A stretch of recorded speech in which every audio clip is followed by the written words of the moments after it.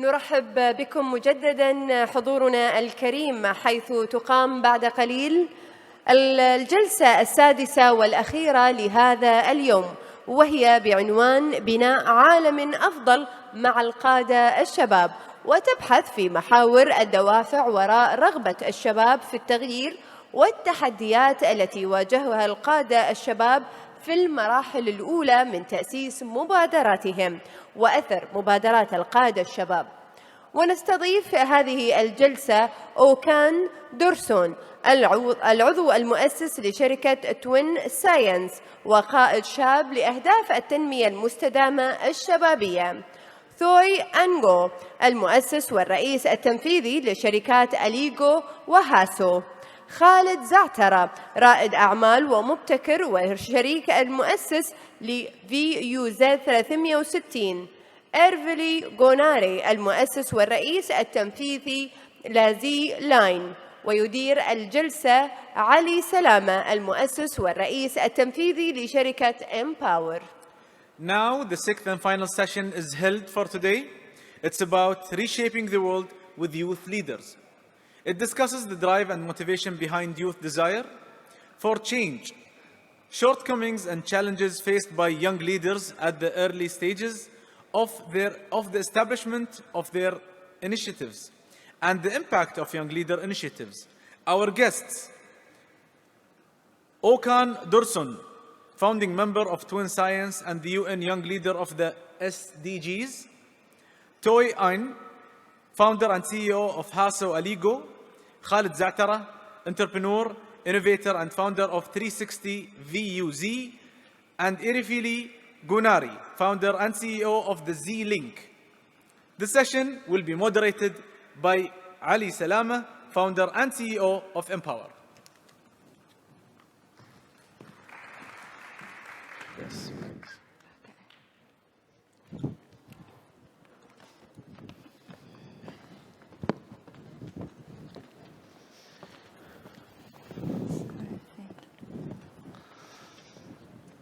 First of all, before we start, I would just love to say thank you for the lovely organization, and we're here to share our stories as youth leaders, but we're also here to make sure that this is an engaging panel, so we will be giving out the opportunity for you to interact with us. A little bit about today. My name is Ali Salama. I'm joined with an esteemed panel of incredible talent, global talent. And I think that our purpose today is to empower youth and empower all of us listening today to take actionable steps to be able to understand where we are today, but also understand how we can take great action to have a better quality life for the younger generation. We've seen the leadership of this incredible country take incredible initiative. And today we also want to be able to add on to that as well.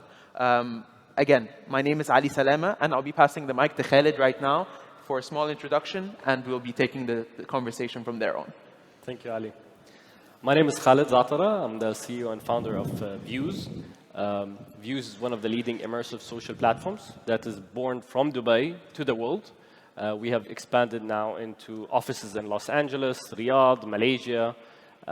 We were a small idea a couple of years ago that came from a coffee shop here in Dubai.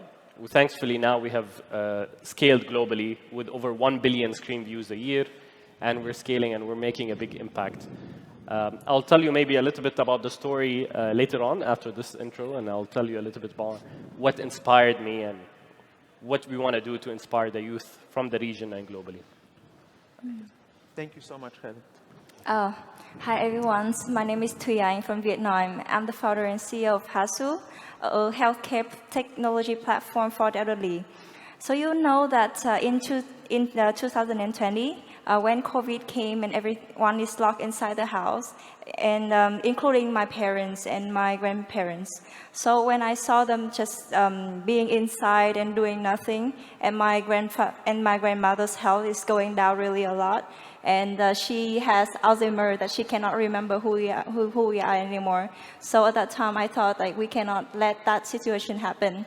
So we create a platform to bring everyone to an online world where elderly people can go online and exercise daily with a very simple instruction, and also to connect with their friends and family and peers and have a variety of courses online. So they can sing online also, they can learn how to draw online, they can share with friends. And basically we have like thousands and thousands of people getting healthier and happier during COVID-19. Yeah, thank you so much, Tuyain. I think that in today's digital and global world, one thing that I find super fascinating is the way unique interactions happen online. And this is something that we've seen over the past 5 years, what TikTok has been able to generate. Ecosystems are now living online and offline. And I know that Okan is going to really shape this up very well with his background in EdTech. The floor is yours. Thank you very much, my friend. First of all, ahlan to everyone. Shukran. It's really amazing to be here. I am from Turkey. I just came here from Istanbul, and I'm really like feeling I am at home. And I'm just feeling like I am just Istanbul in Turkey here. Thanks for your hospitality. Thanks for your all friendly, amazing exhibition. I'm really honored to be part of that. I am a social entrepreneur working for EdTech, education technology market, more than 5 years. I am 27 years old, by the way. And this year I selected one of the 17 young leaders for United Nations, which is focused on sustainable development goals. As you know, there are 17 goals we have. Until 2030, we need to face that global crisis we are in right now, like climate action, like quality of education. There are 17 of them. I am working for quality of education, as Ali, my friend, said. We are empowering the future leaders, future entrepreneurs, change makers of tomorrow as an enterprise. Our company name is Twin Science. The name Twin comes from that social purpose. We are educating both advantaged children who has an economic and social advantage, but at the same time, we are educating the children don't have any accessibility in education. We will talk more about that. There are lots of schools don't have any STEM materials, don't have any internet access, don't have any technological devices. This is the key point to struggle that problem. We are working more on that side, and I will just deep dive into that in our conversation. Thank you very much again. Thanks for your hospitality. Thank you, Okan. I think that there's so much we can learn from not just empowering young youth change makers, but I think this perfectly also fits with Erfili right now, the Z-Link. The floor is yours, Erfili. Thank you, Ali, and hi, everyone. It's really nice to be here. So I'm Erfili Gunuri. I'm 23 years old, and I'm the founder and CEO of the Z-Link, which is the first Gen Z-led social media agency that helps brands reach our generation. So basically what we do is we help brands and organizations across many different industries connect with our generation and spread their messaging to them through effective social media content and strategies that actually resonate with Gen Z, because that has been proven very difficult for brands to learn how to do. I started the Z-Link 2.5 years ago, and we now have a global team of over 20 Gen Z marketers, designers, and social media strategists. And that has allowed us to work on some very exciting initiatives to support our generation in different ways. So in 2021, we started an online community called the Gen Z Club, which grew to over 18,000 members in less than 6 months. Wow. It was originally based on an app that was popular at the time called Clubhouse, and then it moved on Twitter and other platforms. And we basically used that community to host live conversations between people from our generation and brands or organizations that wanted a direct space to communicate and discuss with us. So, for example, we hosted a room with the United Nations and their young people working on their peacekeeping team. So people from our generation could join and ask questions and get to know them and just connect with them more directly. So in general, through my agency and through our community, we try a lot to use our resources to promote Gen Z entrepreneurship and in general to support our generation with pursuing their careers even if it's like unconventional careers, very ambitious through digital tools. Thank you so much, Arfili. I think one major comment that I was hearing is the fact that many of the skill sets that we have today weren't particularly available 20 years, 15 years back. I think there's so much to learn from younger people, generations, leaders. So I want to kind of touch into this next question, and that is for the entire floor. What's one leadership skill set or characteristic that you find is essential in youth change makers today that can go on to make a humongous impact? What has been that characteristic or trait for you? I think the main characteristic is being a hustler, getting things and making things happen, and finding all the possibilities and making the impossible possible in a way. So I think this is a very important trait in terms of what I call the 3 Ps. Persistence, passion, and patience. Yes. And I feel that many of the maybe Gen Zs don't have that much of patience. So sometimes they might lose hope rather than being persistent. So I think having the 3 Ps together and balancing them together would drive that success forward. I can definitely touch on that, Khaled, as well. I think that, as a mental health spokesperson, a leader of a community in the mental health space, one thing we're realizing is technology has made everything a lot easier to have, or look so easier, which doesn't always mean that it is easier. But we also see a lot of the time impatience because of distorted realities, distorted perceptions. I think that it is our responsibility and our duty as leaders or as people who have influence over this next generation to actually show them how to build resilience. And I think this is an incredible skill set, especially as we go into the metaverse and many other technological advancements. So I think you touched on a really, really good point here. And thank you so much for pointing the 3 Ps out. I think to me, one of the characteristics that is really extremely important to our young people is the flexibility.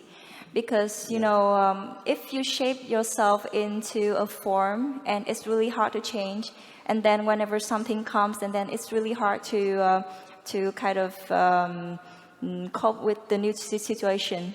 So that's why I think one thing that big corporations always have to, they cannot look down is startups, because they are easy to change and they can easily adapt with something very new and modern. So that's why I think flexibility is also something that's really critical for young people to really have achieve better skill set, I think. Thank you so much, Tuain. Okan. Exactly. I think the important thing is the world is changing. Everybody knows about that. But the direction of that change is unstable. We don't know. There are lots of digital skills are occurring. There are lots of green skills are occurring. How you can be adaptive on that change is important. That's why I just say resilience is the most important skills I think young generation should have. We are talking about artificial intelligence. We are talking about blockchain world, metaverse world. We don't know what they will bring us. Of course, there are lots of advantages we will face, we will use. But being resilient is really important on that side. I can add one more thing as well. I think the world is, everybody is talking about when it comes to business and creating value, business to business, B2B, or business to customer, B2C. But I am calling as the new world, this should be human to human, H to H. Some leaders are talking about that right now, starting to talk about that. I think being connected with the people surrounding yourself is really important. The one has similar values, the one has common agenda, should be together and create wider value together. That is why these kind of forums, exhibitions are really important to bring the people who has same goal. This is the important thing. Maybe I can end up my parties. The world is going more human-oriented, H to H part. So I'm strongly empower the young generation, meeting with new people and connect as they can as much as possible for creating wider value with their experience.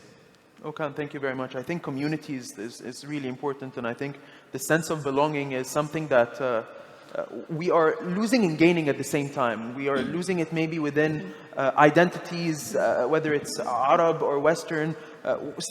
There's a big element that we're gaining as well. We're gaining much more a sense of connectivity between different perspectives, and that is a very, very powerful thing. And I think belonging is something that I can definitely vouch for. That's extremely important. Erfili, what about you? For me, so I lead a team of everyone who is between 18 to 25 years old. So it's very much like a Gen Z team. And we also work with clients that are older generations, also same age as us. There's a lot of intergenerational communications in what we do. And what I've seen in terms of leadership skill set is that it makes a huge difference for me leading my team, but also for the clients we work with, to lead with trust and empathy. And that sounds intuitive, but it makes a really big difference if you trust a team of young people to do what they know they need to do and to provide the results they need to provide without micromanaging them. So on a very practical aspect, I've seen that micromanaging and not trusting young people in their work never turns out well, and it's not as tolerated anymore as it used to be.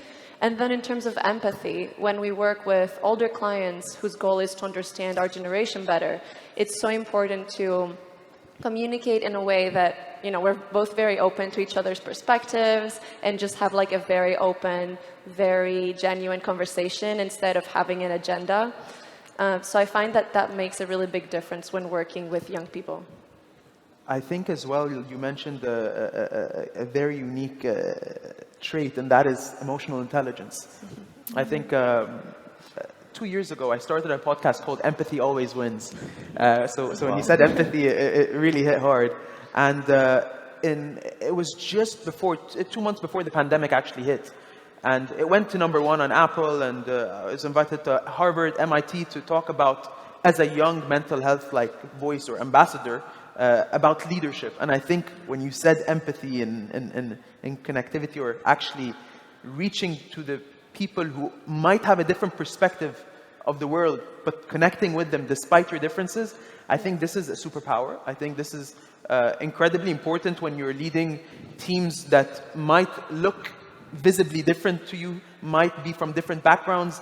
And I think when we make a lot of connections with the United Nations, human to human as well, Okan, is exactly, I think, a very important phenomenon to see the world through that lens. But now we've talked about leadership, we've talked a little bit about our backgrounds. I want to dive into your stories. I want to know why you are here today, or how you've come to be the person that you are today. So Khaled, why don't you kind of tell us a little bit more about that trip you were talking to me about earlier on. What was what was it for you that changed everything? So back in 2015, as I recall, I was working with one of the big 4 companies, which is Procter & Gamble. Had great success stories, great results, and so forth. But I always felt that I wanted to do something more, that's something more impactful, to touch millions of people's lives. So there was a program between UNICEF and P&G that I applied to for global employees. And I was selected out of the 4 people that were selected, and it was a program in Tanzania. And that program have changed my life. As soon as I landed in Tanzania, we went to a school. It was a very small school. I still remember when I first went in, it only had 2 small windows with bars. It looked more like a prison. There's no chairs or tables or desks for the students to sit on, with no proper notebooks and nothing. And that moment have made me, really think and changed my life, changed what I want to do in life. And this is where I've seen how many people are displaced around the world, how many people cannot be with their friends, cannot travel, cannot be with different people that they want to be, and how people are displaced. And this is where I thought, how can we use immersive technology, virtual reality, augmented reality, connect them together to let people be anywhere they want to be from their phone, from their mobile phone. And this is where Views was born. Views is a mobile app similar to Netflix, Snapchat, but it's mostly linked to immersive experiences around education, entertainment, sports. So if you want to be in the World Cup, you can now be with the fans in the World Cup right now with your phone. If you want to be at Formula 1 2 weeks ago, you can be there in Formula 1 in the garage pits while you're at Tanzania, for example. So we really remove these barriers, which we call barriers of TTA, travel, time, and access. So we remove the barrier of travel, so you don't need to travel. The time, some people don't have time to be at different places. And then thirdly is access. Many people don't have access to backstage or behind the stage. Yesterday we were with DJ Khaled, for example. We were backstage with him. He was trying our VR headsets, and we took a video of him, and we are right there. And now users have that access as if they are actually with him backstage. So this is where we want to empower people, inspire the youth that they can be anywhere. They want to be the directors of the show. We want to empower them and give them the power of be anywhere they want to be and see everything or anything that they want to see. I think, Khaled, there's a lot I want to tackle there once we get through listening a lot of our inspiring stories. But we'll get back onto that moment where you overcame your fear, because Procter & Gamble is not a small company. A lot of people want to pursue their passion, but feel scared. So, Tuyain, can you talk to us a little bit more about your story starting this incredible health tech community? I think I should mention a little bit about my childhood, because when I was a little kid, I only lived with my mom and my grandparents, because I don't live with my dad anymore. And one day, my mom told me that she had a heart problem, that she had to go through a surgery. So at that moment, I feel like my life is done, because I don't have anybody except my mom. And I feel like a big loss when I hear that. So from that day, I always have a feeling that I'm pretty afraid of one day that I don't have any other family with me anymore. So time is something that's really critical and important, especially when I see my mom and my grandparents getting old, and I see that they have a lot of health problems that I'm in love with them, but I cannot help. And I feel kind of useless if I cannot do anything for them. Back then, it was a thought of a 9-year-old girl. And then when I grow up, I kind of did a lot of things for my family.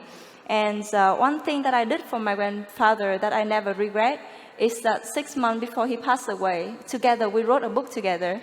Wow. So after he passed away, everybody in the family can read the book again and again and again, so many times. And we think of him, and then we understand the love that he has for his family.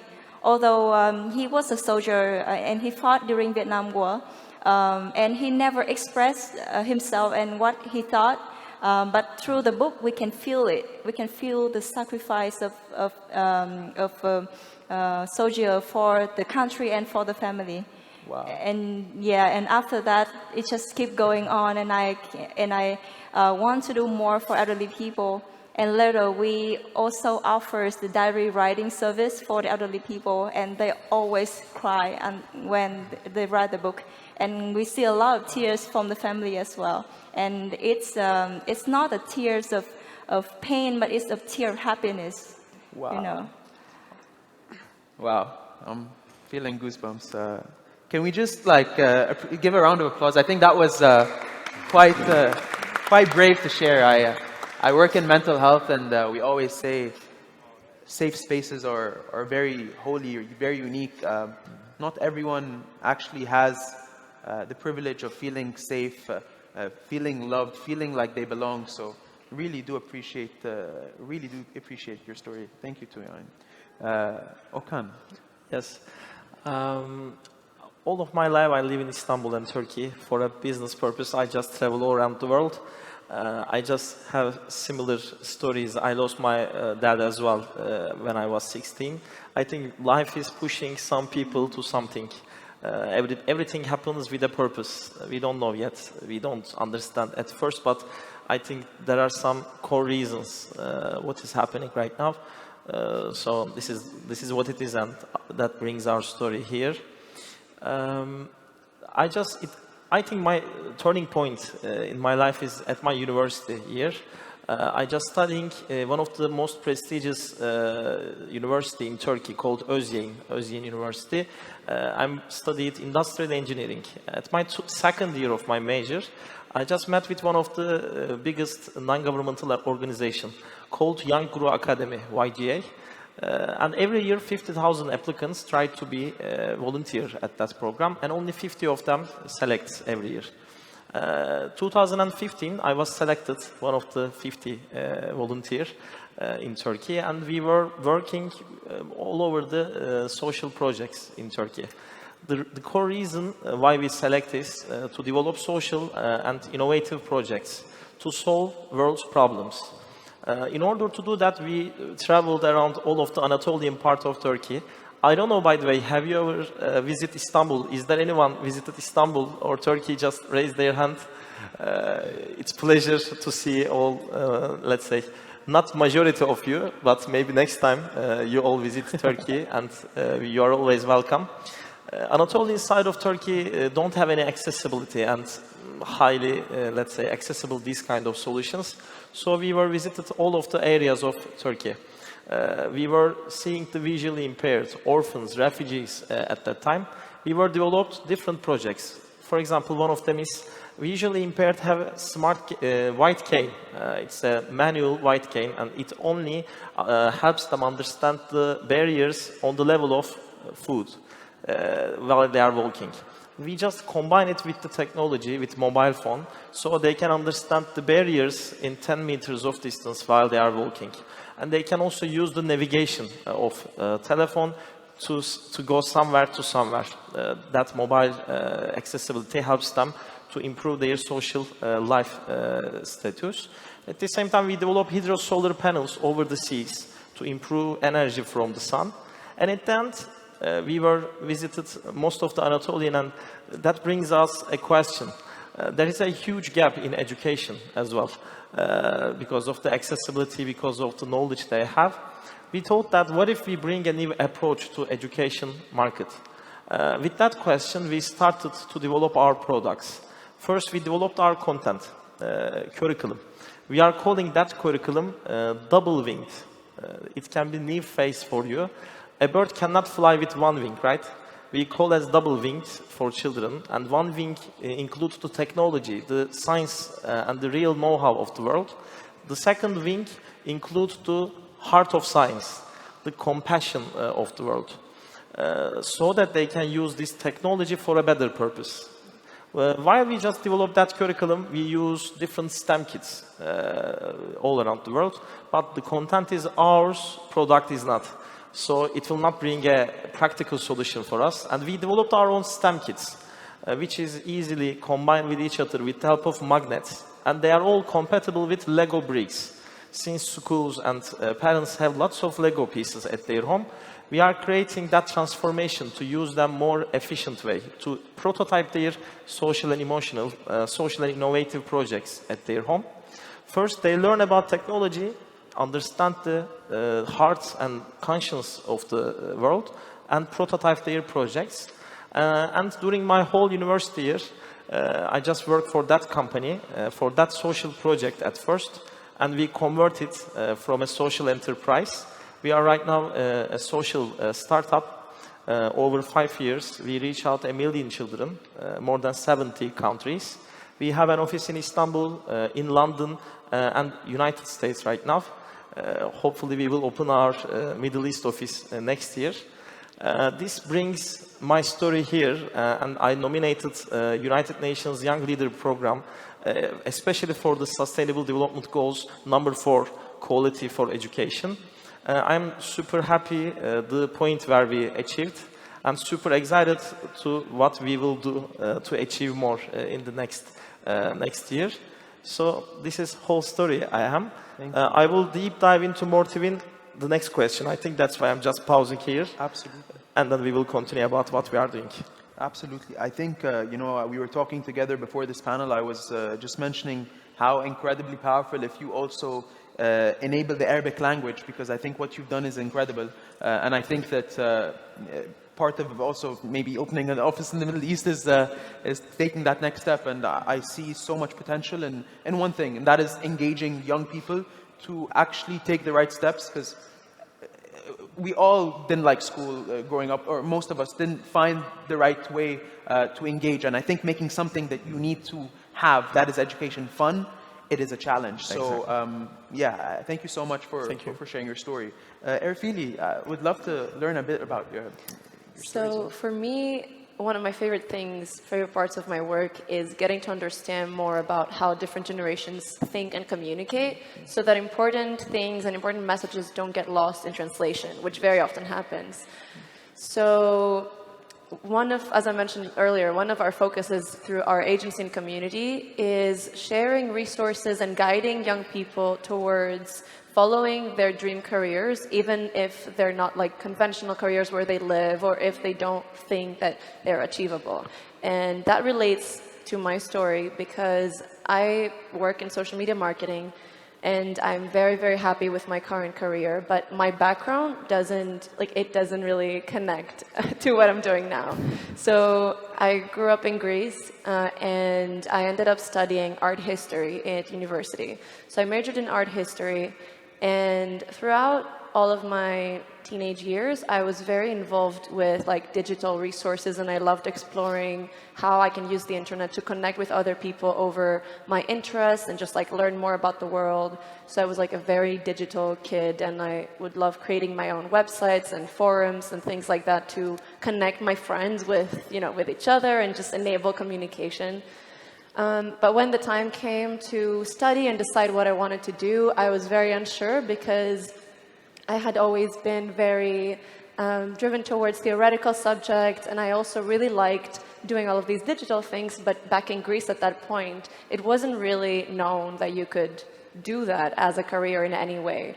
So as I started doing little internships and work around social media marketing, just because I had been so involved with social media, so it was just something that I knew how to do. Back then, that wasn't even called social media marketing, like it hadn't really risen yet. But it led me to a path where I ended up starting my own company and working with a team of people my age to share important messages and connect with each other in a way that I really appreciate now. And that always leads me to think that, I could have never predicted ending up in this type of career now. And tons of people that are maybe like 15 or 16 have all of these different skills and interests that they're passionately involved with, that they're really good at, and maybe just things that make them very unique, and they don't know how to use them as their career, basically. They don't know what's possible. Especially in countries like Greece, where I come from, education system doesn't really share these resources to show you what is available for you in the world. Especially like working remotely and creating something of your own are not very well promoted as like career alternatives. So that's why it's so important for me now to use our global community of Gen Zers, that a lot of them are working on amazing initiatives like all of you guys, to basically inform each other and connect with each other in meaningful ways, so that everyone who is still at school and is confused about what to do has some better guidance about what digital tools are available to them to create something that they are happy with eventually. I think you mentioned something quite important here, and that is the fact that most of the younger generations are going to be working jobs that don't exist today. So we mentioned flexibility, we've mentioned persistence, we've mentioned adaptability. I think it's quite scary. It's quite scary that we don't know what we don't know in 5-10 years, or the education system might not, like, you studied something that you're not doing today. And I think that's fine. I think that's fine. I think we don't normalize it enough, and I think that I relate to you. I relate to you because, I was in a spot 3 years ago where my family thought, how are you going to talk about mental health and make a living out of it? You're going to be like, you won't be able to get married, you won't be able to do anything. Like, there are challenges that I think, and this is what I want to highlight today, that we as Gen Z, we're brave to tackle. We're not scared to fail. I think one thing I'm realizing from all your stories is that, you know, how can we turn hardships into quite remarkable, not just successes, but quite remarkable learning lessons. And I think one thing I also want to touch today on for our audience, and we will be taking questions, by the way, in a few minutes. So please do hang about if you have any questions for our esteemed speakers. But there is something and that is challenging in reshaping the future as young Gen Zs, or as the younger generation walking into the next steps. I think attention is a very big subject. Like, I've been realizing that through my work personally in the mental health space, you can be in the same family, but you can have two totally different people. Your environment, the 5x4 screen, has changed our lives.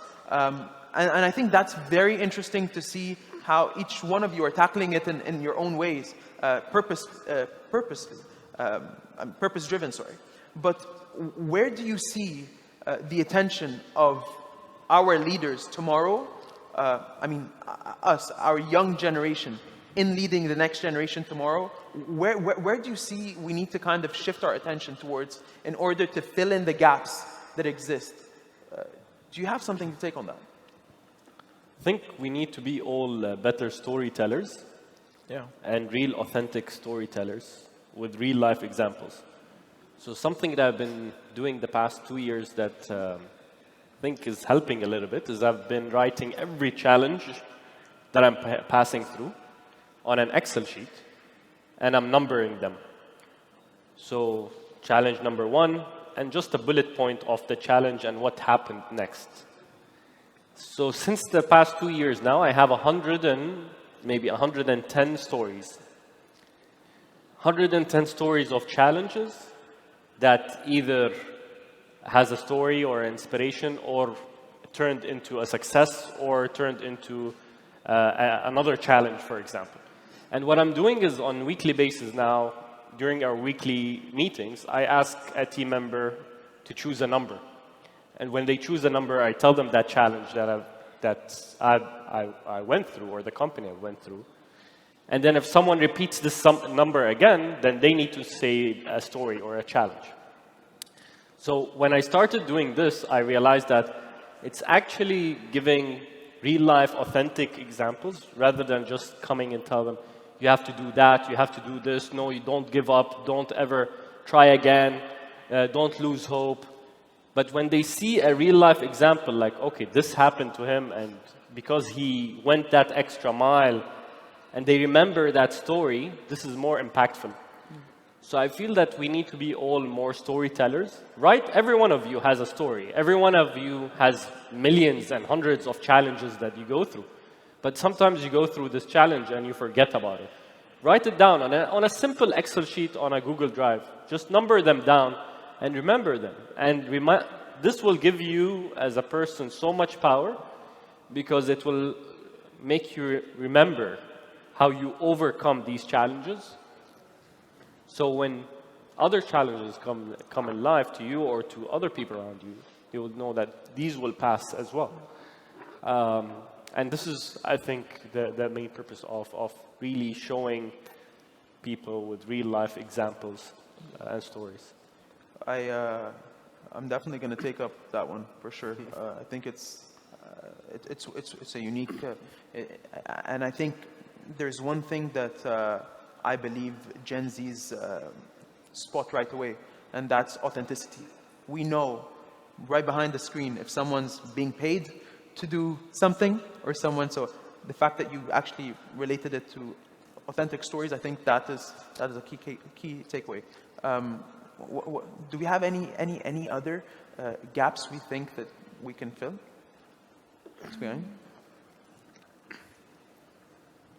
Feel free to just jump in. For me, I guess like a small thing that comes to mind is, I mean, I completely agree with what Khaled said, because the first thing I would have said too was authenticity, because that's such a big thing with young people right now. But another thing I would say, it's important to just make sure that it's in our sight, is that as we grow older and engage with our generation and try to do more in positions of power and, you know, create more change in the world, it's important for us as Gen Z to be understood correctly by older generations. And I find that, I mean, a big part of what I do is people coming to us and asking us, like, what do we get wrong about Gen Z? What do we not understand about them that you'd like us to understand? So a big part of that is that a lot of older generations, and I guess it's justifiable that they think that because that's how the world has been, but they very often say that our generation is going through like a phase of activism and idealism that they will grow out of as they grow older, because every generation at this point in their lives has similar traits. And I think what's important to understand is that people like us have grown up as digital natives, which has never happened before. And that means that we grew up with unprecedented access to information and resources. So when you feel that urge for idealism and activism and to create some change in the world, you actually have a lot more tools at your disposal to make it happen and to see what is going on among other people around you and connect with them and learn. So it's a lot easier to create that change. So that is a big part of what drives Gen Z as well. And it's important to keep an open mind for older generations that look at us and are like, okay, like you will grow out of that phase, to realize that it's a different time in the world now, and we can use technology a lot more actively to create change and create initiatives that we care about. Yeah, I couldn't agree more, and I think that our voice is being heard, and it must be heard, and frankly, it is also being you know, acted. Like we see the UN, we see global organizations now listening to Gen Z, and the data coming out is remarkable. The habits, what we like to do, spend time doing, our relationships, the way we meet, connect with people, it's remarkably different. And I think you might look at it and think it's scary, but I think with our lens today, I think we look at it and we see opportunity. I definitely also want to hear from Okan and Tuain. So I think what we are talking about is already asked and repeated so many times, like thousand times in the past, because the world has been living for 1,000 years. And it's not the only time that we are talking about the gap between generation and the changes and how the old and the new generation can work together. It already happened like for so many, like thousand years already. Yeah. And my parent only taught me one thing. My mom, she didn't really teach me like how to work and what should I do to live. But she only tell me one thing, that focus on your core value, because every generation is different. But the core value is if you really understand what you want to do and what your core value is, and then you can live with your true self. And every generation needs that, I think. Yeah, I think we touched on that earlier, with feeling belonging and communities, and I think core values, as you mentioned.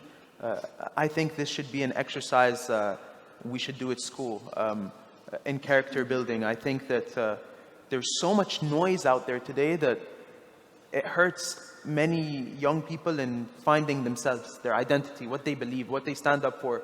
And yes, religion, countries, we're so proud of the labels we hold, but I question everybody today, how strong do we associate with those labels? Younger generations today are challenging this notion, and we actually stress test this when major incidences happen. So I definitely, I really believe in what you've just mentioned today, Tuain, and I think that it's incredibly important. Okan, the floor is yours. Exactly. Attention gap is, I think it's quite important, because I also usually work with the young generation, younger than me, and they are quite straightforward. They are always interested in about the results, not the progress. it's sometimes it's an advantage, sometimes it's a disadvantage, because the progress will bring the experience, right? All of the stories belongs to these experience. It is not waste of time, but we need to find the balance. Balance, I think, it is the key point. But in order to understand that gap, I'm just looking some good examples. For example, Spotify using that attention point in a really good way. When you click on to download any music, it's a key seconds. If I remember right, it's around 1.8 seconds of period.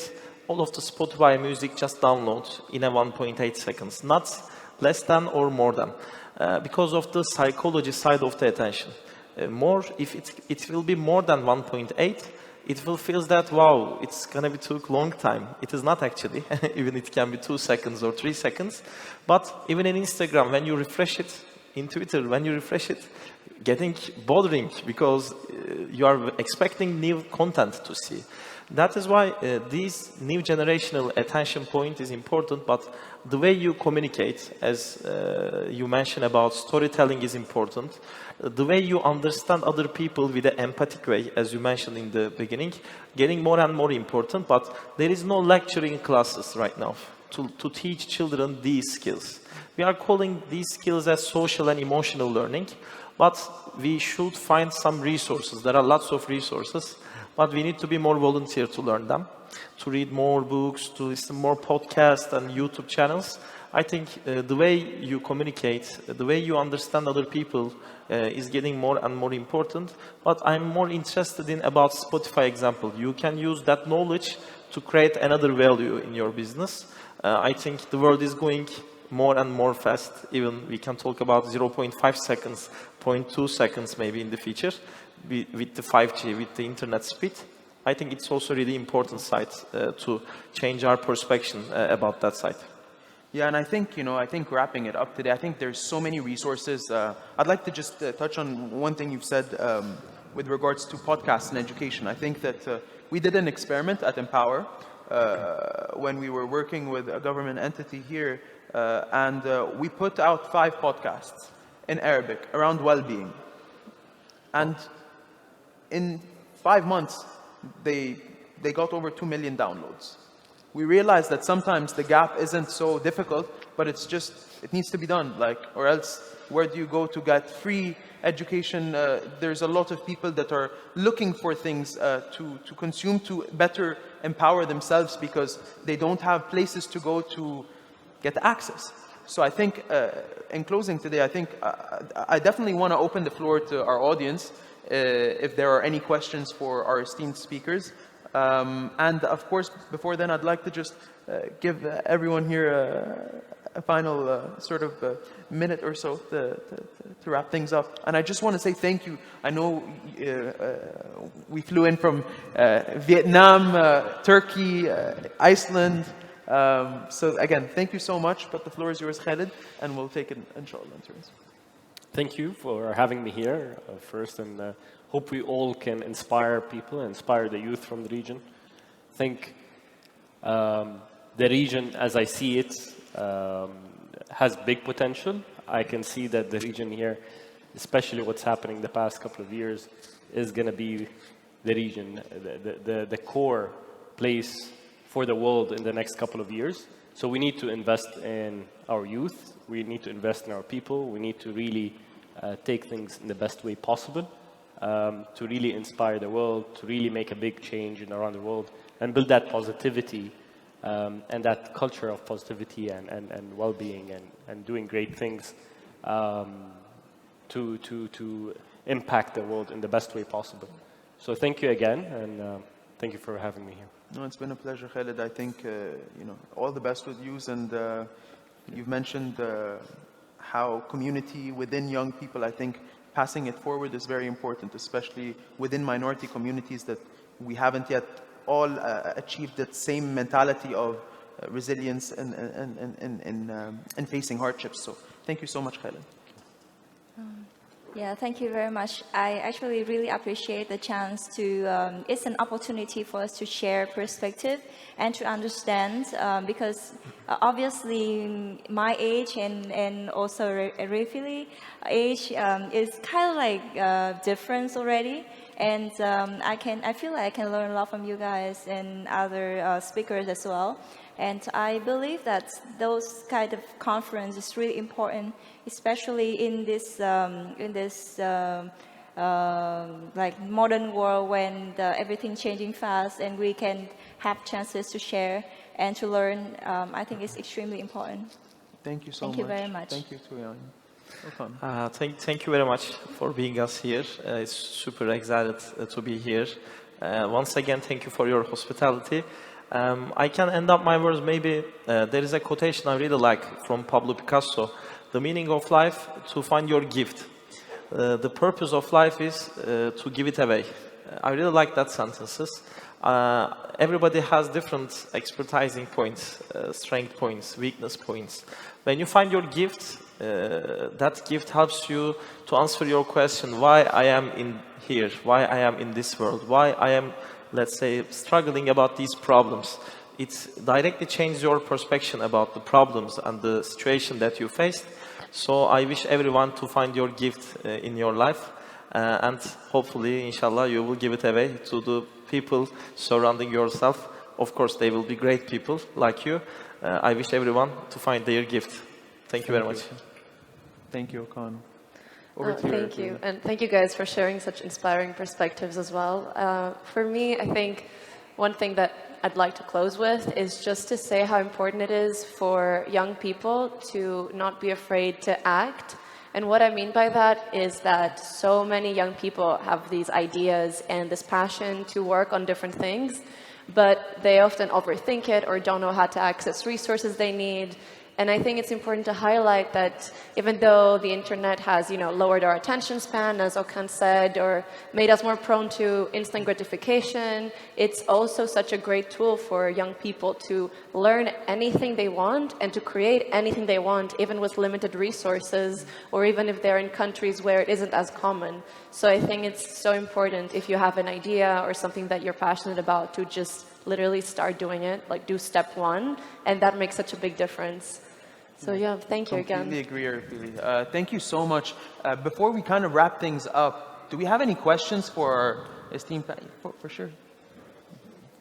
Do we have a microphone or?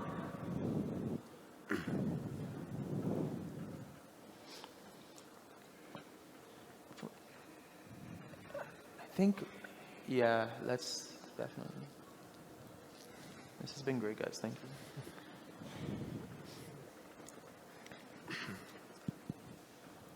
Good evening, everyone. Am I audible? Yeah. First of all, thanks a million for being there on the stage and sharing your greatest inputs. What's that one quality that differentiates you all between an employee mindset and an employer mindset? Because all of you are great entrepreneurs. So what's that one thing would you like to convey to the youth to be the entrepreneurs of the future? As far as I understand, let me just wrap up question. There is a mindset change, yeah? Right, you mean like an employee mindset to the business owner mindset, how we just go that journey. My journey, maybe I can just briefly answer and then give the floor to my friends. Let's say the people surrounding yourself pushes you to think about differently. Because when you think about being employee, you always think about there are lots of lack of resources. But it is not actually. When you see that it is my responsibility, it is my accountability, all and all, even you don't have any team member. All of us, I think, struggled these before. You always start everything alone. When you be in the road, everybody would like to be attend and partner with you. But the first thing they would like to see is your motivation and your passion about being that road. For me, the answer is being motivated and feeling passionate about the journey I am in. If not, it will not be the right path to be an owner, an enterprise, I think. You should change the direction. But try and try, you will find the right journey for you, I think. Would anyone else like to add onto that? I think ownership. It's one word, ownership. Yeah. Taking ownership over what you do. It's the mindset that when you do it work. And actually, most successful startups, they say your ex Uber or ex whatever, I think they take pride in them having accomplished something in a place, and that is because you've owned that task. You've really owned it, and you wear it wherever you go. So that's the same as business owners as well. I think now we're seeing that you can be a young individual, but you might not have the idea yet, but the way you approach everything makes everyone want to be on your team. It's like a sport, it's a team sport, and business is a team sport. I think business, there's competition. I'm an ex-professional swimmer, athlete, swam for 13 years, and I can tell you 100% that the mindset that you learn in sport, and that's why I think education in sports come hand in hand, but it's ownership over everything you do. That's a killer characteristic. Thank you so much. Thank you. Do we have any other questions before you wrap? Yes, please. Good afternoon, everyone. Well, thank you so much for your for everything you did and for everything you said. But I have only one question. All right? How would you convince how could you convince a person, a damaged one, hopeless one, inspire them with your stories? This is the main question. Because sometimes even when you tell someone to do this and do it and never stop and never give up, if you do this, you will succeed. If you won't, you won't. So the main question, you were telling your stories, all right? Everyone did. But I was confused because maybe you have succeeded in your life. You have done everything, all right? And you have succeeded. But what about someone who did everything but still didn't? So how would you use your story helping him to succeed or to change his vision? This is the main question. Thank you so much. Thank you. Would someone like to take that? Actually, I have something to share with you, even when I'm on stage today, but I never talk about myself as a successful cases. Because you know, what does success mean? It depends on how you look at it. For example, to me, I really embrace the learning, the lesson that I learned yesterday.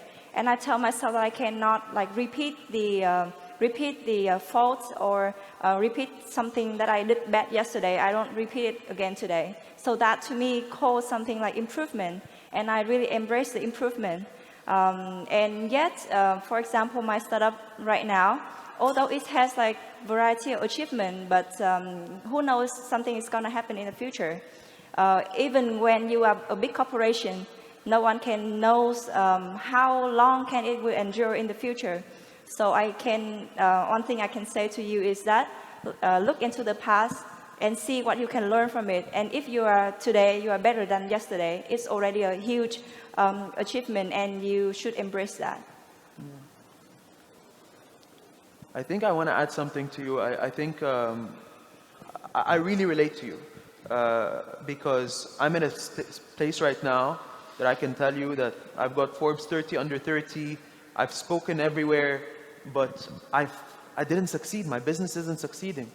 And it might be something that I don't share. I carry myself very well, but I understand that I'm torn apart because for whatever reason, I couldn't raise a sum or whatever. The economy wasn't good in Egypt or whatever. I can't control it. I can't. But I'm telling myself, like, I worked 3 years. I've done a historic milestone for myself. I look at myself and I tell myself, if I was in Canada, if I was whatever, or if I was whatever. But I wanted to share this with you because I actually had to ask myself, what was it in the journey that was the gift? The gift was that I was able to be vulnerable. The gift was that I understood how to connect with people. And perhaps this was the gift that will be that golden piece that I will take in my next step. or maybe that next step is in front of me and I can't see it. But I always get scared from falling too deep and not seeing like opportunities around me, because I can tell you from having suffered clinical depression, having a mood disorder myself, I do it out of passion. But I also know that sometimes like there are things around me that I lose visibility of when I'm not thinking at my best. So all I try to tell you is strive to be the best that you can and take it day by day, because it doesn't get easier. You get a little bit, honestly, you get a little bit more resilient day by day by taking care of the things that maybe you're not taking care of, like your eat, your sleep, you know, the words you tell someone you love, like so super simple things, but they go such a long way. Yeah, sure, but have you ever mentioned what helped you or who helped you? Standing here didn't came alone. Yeah, of course. There was something behind it. So what was it?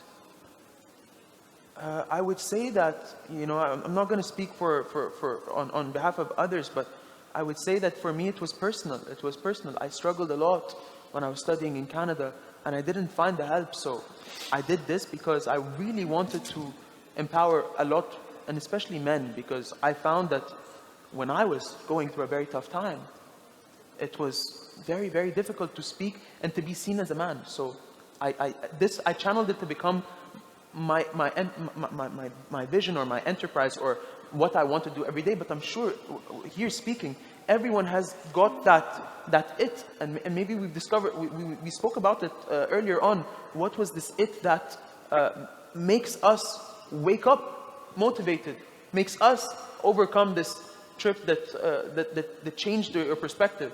And maybe it hasn't happened yet for someone, but maybe it's coming. And all I want to say is, we've discussed patience today. We've discussed the way we want to see the world. And if there's anything that we can learn moving forward from today, is that you're definitely not alone in the way you want to tackle your challenges. And we can take it one-on-one with you after. But thank you so much. And I just want to say that I know we're running out of time. Thank you so much for this team panel. I'm honored to share the stage with you. I'm honored to be, here in this incredible conference. Thank you so much. One final question. Yes. Hi, thank you so much for being here and sharing your experience. It means a lot. Actually, I was wondering if I can get your insights on something. I have an NGO back in Brazil, and recently we expanded to India. We support vulnerable teenagers, especially orphans, to develop self-knowledge and career readiness skills. I started this NGO basically when I was 17, because I understood that not everyone have the same starting point. And when I moved from my parents' house to start university, I didn't feel ready to face all the challenge. So I imagine if I didn't have my mom, how would that be? Right now we impact 70,000 young people per year.